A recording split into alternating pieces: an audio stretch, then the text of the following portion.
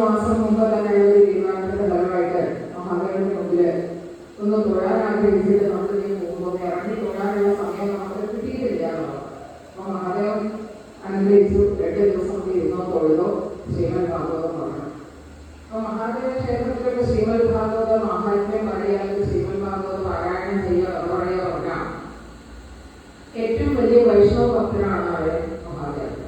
ഈ മഹാദേവനെ കഴിഞ്ഞുള്ള വൈഷ്ണവ ഭക്തന്മാരുടെ പ്രധാനി. അപ്പൊ ആ മഹാദേവന്റെ ക്ഷേത്രത്തിൽ എന്ന് പറയുമ്പോൾ നമുക്ക് കുറച്ചുകൂടി ഒരു ഊർജ്ജം കൂടുതലായിട്ട് കിട്ടുക എന്നുള്ളതാണ്.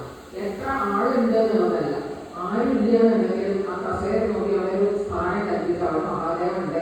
ഞാൻ ഓഫീസ് പറയുന്നതല്ല, മഹാദേവൻ എന്ന വാക്കുകളെടുത്താണ് നമ്മളെ അനുഗ്രഹിക്കുന്നത്. ശ്രീമദ് ഭാഗവതത്തിന്റെ മഹാത്മ്യാണ് ഇവിടെ നമ്മൾ കണ്ടത്. കാരണം നാളെ മുതലുള്ള ഭാഗവതത്തിന് ഒരുപക്ഷെ കുറച്ച് കൂടുതൽ പേർക്ക് വരാൻ സാധിച്ചു എന്ന് വരും. പക്ഷെ മഹാത്മ്യത്തിന് എത്തിപ്പെടുക എന്ന് പറഞ്ഞാൽ അത് അതിഭാഗ്യമുള്ളവർക്ക് മാത്രം സാധിക്കുന്ന ഒരു കാര്യമാണ്. ശ്രീമദ് ഭാഗവത മഹാത്മ്യം കേൾക്കുന്നവർക്കാണ് നാളെ ആ പ്രഥമ അധ്യായം പറഞ്ഞ അധികാരി പറയും. ആ സംഘത്തിലേക്ക് പ്രവേശിക്കുമ്പോൾ ശ്രീമദ് ഭാഗവതം കേൾക്കാനുള്ള അധികാരികളാവുന്നത് എന്ത് വേണം? ശ്രീമദ് ഭാഗവത മഹാത്മ്യം കേൾക്കണം. അപ്പൊ മഹാത്മ്യം എന്ന് പറഞ്ഞാൽ വെറും ഒരു പ്രദർശനം മാത്രമായിട്ട്, കാരണം വായനയില്ല പറയില്ല എന്നുള്ള അങ്ങനെ ഒരു വേണം. പക്ഷെ അതല്ല, ശ്രീമദ് ഭാഗവതത്തിന്റെ മഹാത്മ്യം പറയണം. ഒന്നാമത്തെ മഹാത്മ്യം ഇത് തന്നെ. വളരെ കുറച്ച് ആൾക്കാരാണെങ്കിലും ശ്രദ്ധാലുക്കളായിട്ടുള്ള ഭക്തന്മാരുടെ ഇടയിൽ ഇരുന്ന് അത് കേൾക്കാൻ തയ്യാറായി വന്നവരുടെ മനസ്സിന്റെ മഹാത്മ്യമാണ് ആദ്യം പറയുന്നത്. വേറെ ഒന്നുമില്ല. അത് എവിടെയെങ്കിലും മഹാത്മ്യം കേൾക്കാൻ നമുക്ക് പോവാം. കാരണം നല്ല സമയത്താണ്, എന്താ വലിയ തിരക്കൊന്നുമില്ലാതെ വീട്ടിൽ ജോലികളോ കഴിഞ്ഞു വൈകുന്നേരത്തെ സമയം ഏത് തിരക്കുള്ള വീട്ടിലും ജോലിക്കാരാണെങ്കിൽ വരും. വളരെ ഉത്തമമായിട്ടുള്ള ഒരു സമയത്താണ് മഹാത്മ്യം പാരായണം ചെയ്യാൻ പറ്റുന്നത്. 6 മണി 6 അതിന് വേണ്ടി തന്നെയാണ്. കാരണം എത്രയെങ്കിലും കുറച്ച് ആൾക്കാർ എത്തിപ്പെടാൻ സാധിച്ചാൽ എത്തിപ്പെട്ടോട്ടെ എന്നുള്ളത് ഭഗവാൻ അന്ന് തന്നെ ഭാഗവത മഹാത്മ്യം കണ്ടുവച്ചാണ്. ആര്? ഭഗവാൻ പറഞ്ഞാൽ വേദവ്യാസ മഹർഷി. അങ്ങനെ മഹാത്മ്യത്തിൽ ഒരു അധ്യായമാണ് നമ്മൾ ഇവിടെ പാരായണം ചെയ്യുന്നത്. ആദ്യം തന്നെ പറയുന്നു എന്താ? കൃഷ്ണം നാരായണം വന്ദേ, കൃഷ്ണം വന്ദേ പ്രജപ്രിയം, കൃഷ്ണം ദൈവായനം വന്ദേ, കൃഷ്ണം വന്ദേ വൃഥാസുതം. വേദവ്യാസ മഹർഷിയെ തന്നെയാണ് ആദ്യം നമസ്കരിക്കുന്നത്. കാരണം വേദവ്യാസ മഹർഷി ഉണ്ടാകുമെന്നാണ് എന്റെ ശ്രീമദ് ഭാഗവതം നമുക്ക് കിട്ടിത്തന്നത് എന്നുള്ളത്. അപ്പൊ ആദ്യം നമസ്കരിച്ച് വീണ്ടുമാണ് പറയുന്നത് എന്ത്? സച്ചിദാനന്ദ യോഗായ വിശ്വോത്പത്തിയായി കേട്ടവേ താപത്രയ വിനാശായ ശ്രീകൃഷ്ണായ നമഃ. ആ പരമാനന്ദ സ്വരൂപ കട്ട സച്ചിദാനന്ദ കട്ടയായിരിക്കുന്ന ഗുരുവായൂരപ്പൻ വിശ്വോത്പത്തിയായി കേട്ടവേ, വിശ്വത്തിന്റെ ഉൽപ്പത്തിക്ക് കാരണഭൂതനായിട്ടുള്ള ആ ഗുരുവായൂരപ്പൻ എന്ത് ചെയ്യും? താപത്രയ വിനാശായ ശ്രീകൃഷ്ണായ നമഃ. നമ്മളുടെ 3 തരത്തിലുള്ള താപത്രയങ്ങൾ പറയാം. നമുക്ക് വലിയ ബുദ്ധിമുട്ടൊന്നുമില്ലല്ലോ. നമ്മൾ പറയാം നമുക്ക് ആദിഭൗതികം, ആദിദൈവികം, ആദ്യാത്മികം 3 തരത്തിലുള്ള ബുദ്ധിമുട്ടുകളിലൂടെ തന്നെയാണ് ഒരു മനുഷ്യജന്മം. ഭഗവാൻ നമുക്ക് ജന്മം തന്ന നമ്മുടെ അമ്മയുടെ ഗർഭത്തില് പ്രവേശിച്ചിട്ടുണ്ടെങ്കിൽ അന്ന് തൊട്ടിട്ട് നമുക്ക് ക്ലേശങ്ങളെ ഉള്ളൂ. ആ പ്രവേശിച്ച നിമിഷം തൊട്ട് നമ്മളേക്ക് ഗർഭാവാസം ശങ്കരാചാര്യന്റെ നമുക്ക് അറിയാം, എല്ലാവർക്കും അറിയേണ്ട കാര്യം നമ്മൾ പറയണ്ടായി. ആ ഗർഭാവാസം എത്രത്തോളം സുഖപ്രദമായിട്ടുള്ളതാണ് നമുക്ക് ഓർമ്മയില്ല. എന്താ അത് ഓർമ്മ വന്നാൽ പിന്നെ ഈ ഒരു പ്രക്രിയ ലോകത്ത് ഉണ്ടാവില്ല എന്നുള്ളതാണ്. അതുകൊണ്ട് നമ്മളെ മറപ്പിക്കുകയാണ്, ആ വേദനയെയും മറപ്പിക്കുകയാണ്.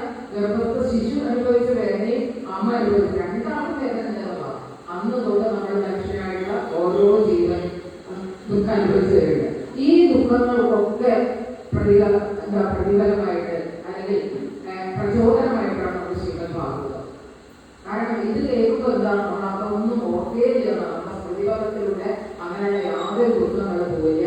അപ്പൊ ആ 3 ദുഃഖത്തിനും ഉത്തമ ഉദാഹരണമായിട്ടുള്ള ശ്രീമദ് ഭാഗവതം നമ്മൾ എടുക്കുകയാണെങ്കിൽ ഈ 3 ദുഃഖങ്ങളെ ദൂരീകരിച്ച് തരാൻ ശ്രീമദ് ഭാഗവതത്തിന് കഴിവുണ്ട് എന്നുള്ളത് ആത്മാക്കള് അങ്ങനെ പറയുന്നു. പിന്നെ അജ്ഞാനവിദ്വാസം കോടി സൂര്യ സമപ്രഭ.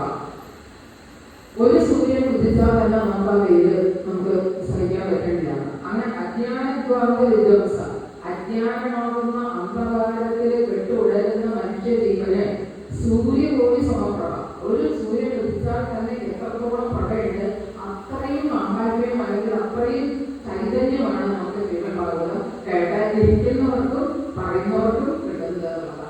അങ്ങനെയുള്ള ആ ഭഗവാന്റെ കോടി സൂര്യ സമപ്രഭ, ആ ഭഗവാന്റെ കാര്യങ്ങൾ കേൾക്കുക എന്നുള്ളത് തന്നെയാണ് എവിടെ ചെയ്യേണ്ടത്. ഈ സൂര്യൻ പറഞ്ഞ ഈ മാഹാത്മ്യം നമ്മൾ കേൾക്കണം. ഓരോരുത്തരുടെയും ചുമതലയാണ് അത് കേൾക്കേണ്ടത്. കേൾക്കന്നെ വേണം.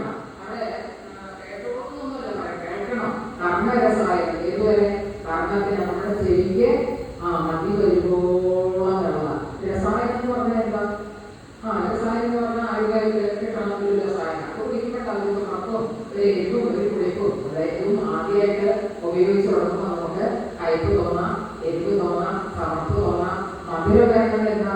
കുറച്ച് കർമ്മരസായനം ആ കർമ്മത്തിലൂടെ കേട്ട് കേട്ട് കേട്ട് കേട്ട് കേട്ട് കേട്ട് കേട്ട് കേട്ട് കേട്ട് കേട്ട് കേട്ട് കേട്ട് തിളമ്പിച്ച് ശ്ലോകങ്ങളിൽ നമുക്ക് വരുന്നതായി ആചാര്യനോ അല്ലെങ്കിൽ ആചാര്യ അല്ലെങ്കിൽ ഭാഗവതമായിരുന്നാളോ ആരെങ്കിലും ഒരു ശ്ലോകം പറയുന്നത് എന്തായി? ആ ശ്ലോകത്തിന്റെ വലിയ നോക്കത്ത് എല്ലാം കൂടെ പറയുന്നത് എന്തായി? അത് സന്തോഷം അല്ലേ? അതെത്ര ഒരു ആനന്ദം നമുക്ക് വേറെ എവിടെയില്ല. ഇപ്പൊ കീർത്തനം ചൊല്ലാണ്, നമുക്ക് അറിയാവുന്ന കീർത്തനാണെന്ന് നമുക്ക് ചൊല്ലുമ്പോൾ ഏറ്റു ചൊല്ലുമ്പോൾ ആ ചൊല്ലുന്ന ആളും ഏറ്റു ചൊല്ലുന്ന ആളും ഒരേ ആനന്ദമാണ് അനുഭവിക്കുന്നത്. അങ്ങനെ നമുക്ക് ആ കർമ്മരസായനം നമ്മുടെ ശരിക്ക് രസായനം കുടിച്ചാൽ നമുക്ക് ഏതുപോലെ നമുക്ക് ആനന്ദം അനുഭവപ്പെടുന്നു. നമ്മുടെ അസുഖങ്ങൾക്ക് രസായനം വയറിലേക്ക് വരുന്നതാണെങ്കിലും അതേപോലെ നമ്മുടെ കർമ്മത്തിനും എന്ത് വേണം? ഈ രസായനം ഭാഗവതം ആകുന്ന രസായനം നമ്മൾ അത് കുടിക്കുക തന്നെ വേണം.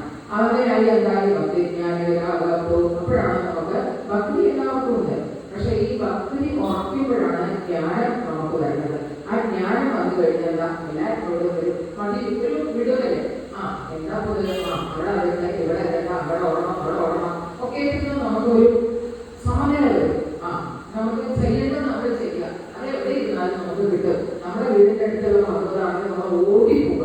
അല്ല ബുദ്ധിമുട്ടൊന്നും ഇല്ലാത്തവരാണെങ്കിൽ കുറച്ച് ദൂരം പോയിട്ട് കേൾക്കാൻ സാധിക്കുന്നവർക്ക് അവിടെ ഓടിപ്പോവുക. എവിടെ എവിടെ ഭാഗമുണ്ടോ അവിടെ ഓടിപ്പോയി കേൾക്കലാണ് നമ്മളുടെ അങ്ങനെ ഭക്തി. എല്ലാവരും ഭക്തിയോട് കൂടിയിരിക്കും. ആ ഭക്തി നമുക്ക് എന്തായി? ജ്ഞാനം വർദ്ധിച്ചു വിടുന്നു. ആ ജ്ഞാനം കുറച്ച് കഴിഞ്ഞാൽ നമുക്കൊരു വിരക്തി.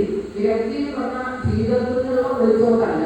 എല്ലാത്തിനും ഒരു എന്ത് കണ്ടാലും ഒരു മമതയില്ലായ്മ, അല്ലെങ്കിൽ എന്താ പറയാ, ഒരു എല്ലാം ഒരു ഉൾക്കൊള്ളാനുള്ള ഒരു കഴിവ്. അല്ലാണ്ട് ജീവിതത്തിലുള്ള വിരക്തി എന്ന്